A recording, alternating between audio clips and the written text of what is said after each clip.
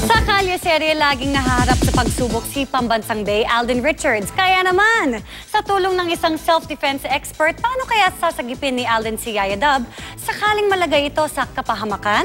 Alamin natin yan sa pagtutok ni Arnold Clavio. Kahit sa labas ng kalye-serye, hindi natatapos ang challenge kay Alden. Kaya't nakisakay ang alisto sa paghamon sa Pambansang Bay. Kunyari sa kalye-serye, biglang, di ba, may dumarating na riding in tandem. Yan. At imbis na ibigay yung pasalubong mo kay Yaya Dub, abay talaga palang totoong kidnapper. Ang ginawa nito may planong dukutin si Yaya Dub. Paano mo siya poproteksyonan? Dali lang yan, Tay. Oo. Turo mo sa akin, paano ba? Get the back. Hatak mo bagsak. Boom. And then, Tapos, finish mo with the hammer fist. Okay. Good job. Napakasimple pero effective na technique. minsan kasi pag mga napapanood natin sa TV, akala ng mga viewers natin effective siya in real life. Tingnan lang to.